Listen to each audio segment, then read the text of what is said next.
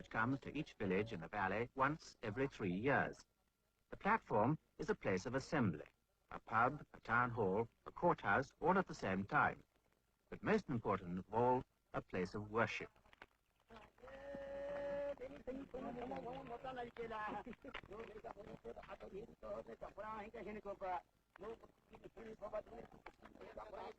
In fact, the platform is the center of village life.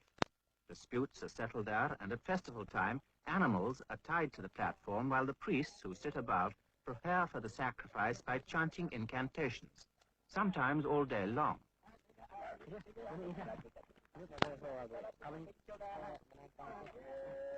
Next to the platform, a strange trophy hut. There used to be gruesome war trophies in it, the eyes and hands of enemies killed in battle. Although the government stopped tribal fighting now, the hut is still a starting point for ritual processions.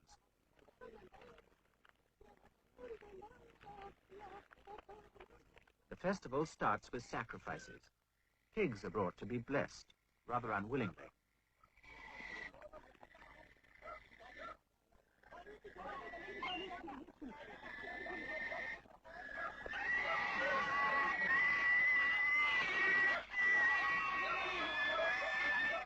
Then they're taken to a special shrine where another priest in ceremonial robes prays to the gods for good crops.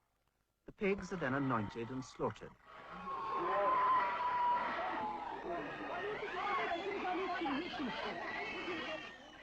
Anointing is always the first part of a sacrifice. The more well-to-do Apatanes offer a bullock, and by giving the meat away according to ancient rules, they hope to gain social prestige or keep up with the Joneses. But everyone has to give something. Cattle are only kept for prestige and sacrifice. They're never milked or harnessed.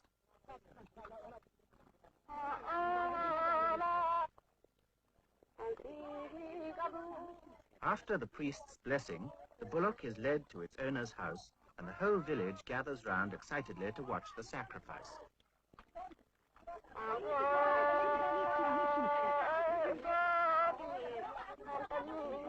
The priest stands above the scene on the veranda chanting prayers.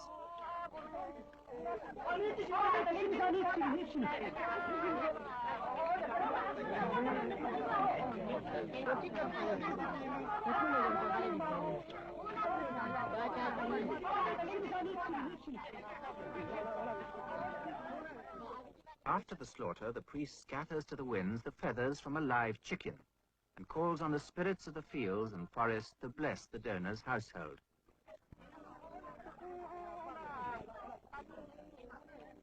By this time, hundreds of people had arrived for the festival. There were even some of their old enemies, the Daflas, too. Obviously, the excitement was for something special, but what was it? What was going to happen? What was the climax of the festival?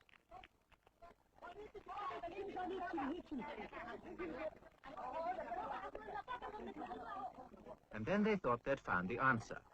The whole village was busy hauling upright an enormous pole.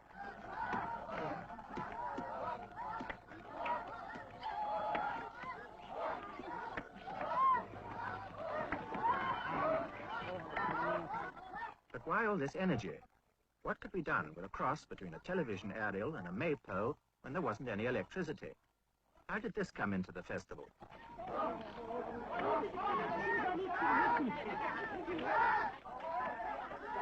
As soon as the pole was upright, everyone held it steady by taking the strain on the hundreds of ropes splayed out around it.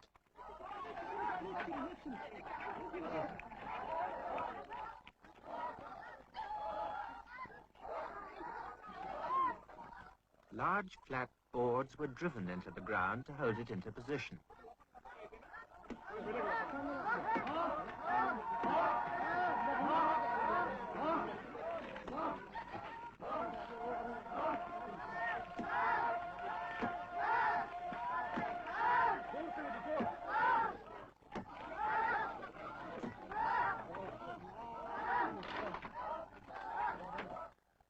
Whatever they were doing, it was obviously important, something everyone helped with and was interested in, and something that was a great deal of trouble, but the Heimendorfs, and apparently even some of the visitors, were still puzzled.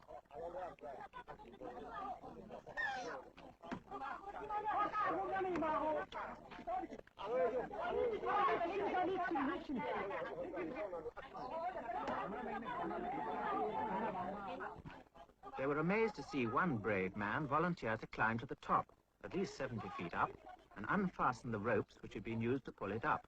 But the whole contraption still looked very shaky. The ropes were coiled up and stowed away, leaving only one attached to the pole itself.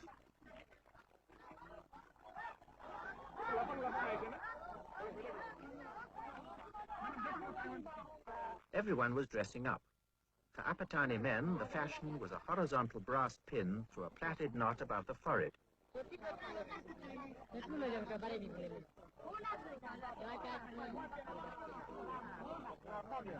And the tails were rewoven.